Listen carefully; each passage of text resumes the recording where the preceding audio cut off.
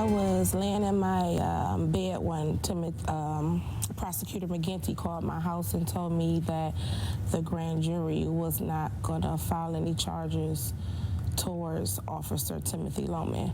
I told him that was unacceptable, and I requested to have a meeting with him face to face. Due to the corrupt system, I have a dead child. Well, that's Tamir Rice's mom reacting to the news that the officers involved in her 12-year-old son's death would not face charges. As many of you remember from that video, that child, again 12, was playing with a toy gun when police rolled up and shot him just seconds later. The call that went into the dispatcher reporting it said it could be a child. It may not even be a real gun. That was not relayed to the officers, but nonetheless, the fact that the prosecutor urged not to get an indictment here has many people asking once again what's wrong with the system. All right, joining us now to discuss is Pastor Owen Williams from the St. Mark's Missionary Church. Kind enough to join us once again. Thank you very much, and a Happy New Year to you. Okay, where, on a broader level, when we say community, I always think that's far too convenient because the community in Cleveland is different than the community in Mount Vernon, or it's different somewhere else. But where should the level of outrage be right now? And what's the most constructive way to say we can do better than what we are? The level of outrage, I think, right now is just in silence. People don't even really want to respond to it anymore because they just think it's so useless. You see this over and over again, and there is no hope there'll be any change coming on.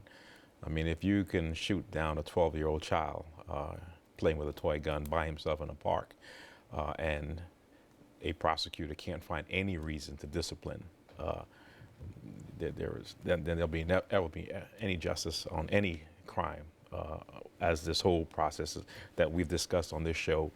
This is the fourth one. I think there's another one coming up of another man in Walmart buying a gun in Walmart, and he was shot dead in Walmart while looking at one of their guns. So I think that's coming up too. So, is there a hope that, hey, you got body cameras now, that they're going to change the policing training, that there's going to maybe be an issuance of tasers so that they'll go to a taser before a bullet, and hopefully there won't be a tragedy, just be a mistake if something like this happened? As they say, a lot of words, it's not going to change anything? Or is there a hope that at least now with visual evidence, people that were skeptical that it doesn't happen see that it does, and that we can do better? Richard, none of this is going to work. This is political spin. This is trying to say we're doing something. Commissioner Bratton, I admire him. I just came out of his Citizens Academy last year. He has a very good concept. It comes from the principles of Robert E. Peel. And he talks about seeing each other. And he's putting on a play that each officer must go to, Annette and Emmett, in reference to the story of Ann and Emmett in memory. That if you can remember the tragedies that they went through and understand that each and every one of us has the ability to inflict that kind of pain through Nazi or racism on each other. And maybe if we see each other more so than we are just trying to defend this will change.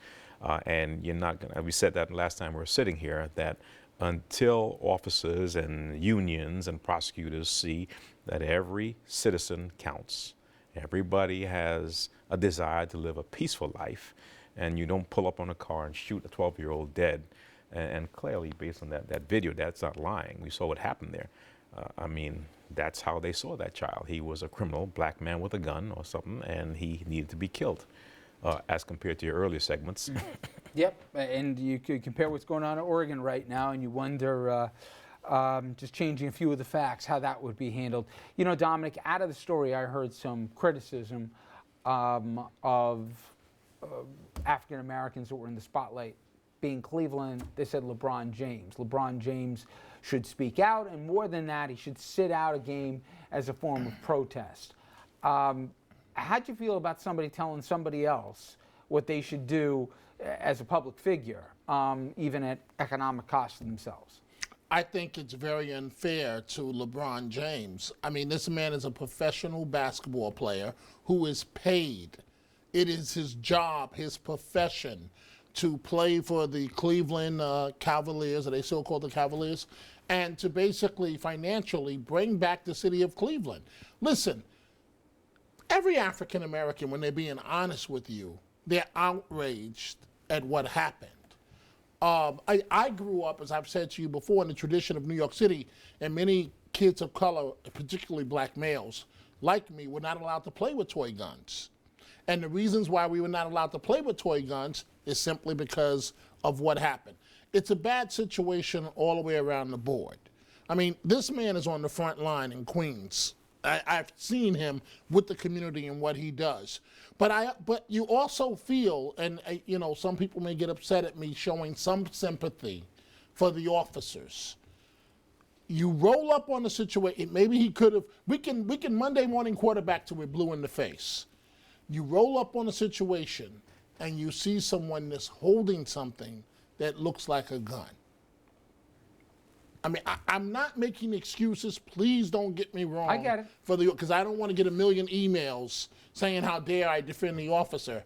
I'm just saying you roll up on the situation, and this officer has some problems in his past, apparently. He was some removed from a discipline. suburban police force because he Yes. couldn't handle stressful Yes. situations. So he and- should have never been in that situation to begin with.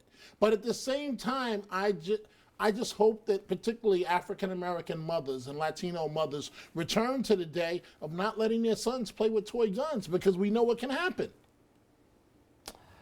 Just think it's come to that. Now we're talking about what kids are allowed to do and not. I get the logic of it. I understand why the talks happen and everything else. I don't know how this, I really thought that, hey, once you get the body camera and the video that's out there, and no two cases are exactly the same. Listen, I didn't think that South Carolina story, if somebody told me that a guy would be shot and it'd be a throwaway gun, I'd be like, you're watching too many Training Day movies or whatever else. It doesn't happen that way. I was wrong, okay? And I know a lot of people felt the same way that I do.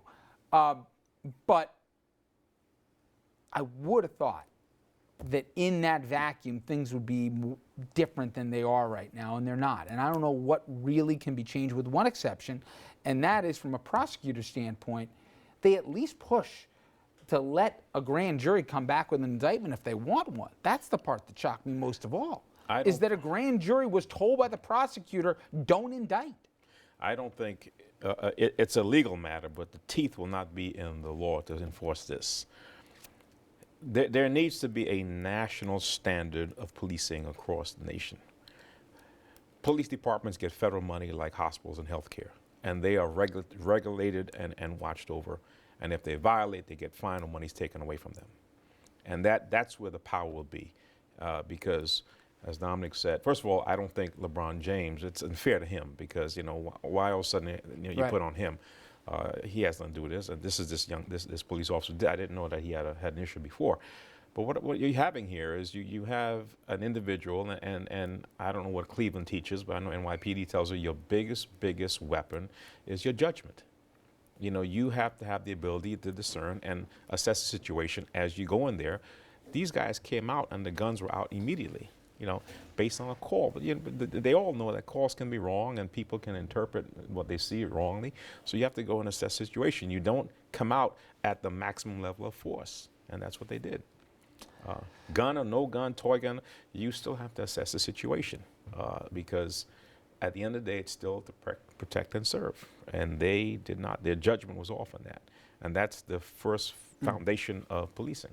You know, I really thought after last year, how many stories dominated this very subject, and didn't matter whether it was in Ferguson, Missouri, whether it was in South Carolina, whether it was in Staten Island, wherever, okay?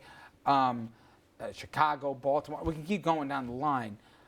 You just get a feeling we're going to keep talking about this. And with the advent of social media and people with phone cameras and body cameras and everything else right now, and the idea that in split-second judgments with too often fatal consequences, this is just going to keep percolating. Well, we're talking about it more because we're actually seeing evidence, whereas in years past we wouldn't have had that surveillance video. We wouldn't have known what was going on. But I keep going back to our original story, which is the Oregon shooting, and you're talking about not letting kids walk around in parks with toy guns.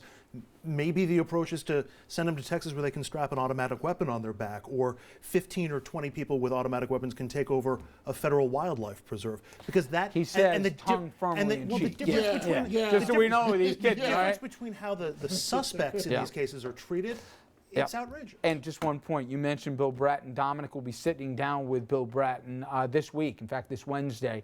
And of course, we'll have that for you on RFL. When we come back, Andrew Cuomo and Bill de Blasio are starting off the new year, well, just kind of the way they end it, with another feud. This time it's over the homeless. We're going to get who's going to get the best out of this one? Well, I'll ask the panel that after this.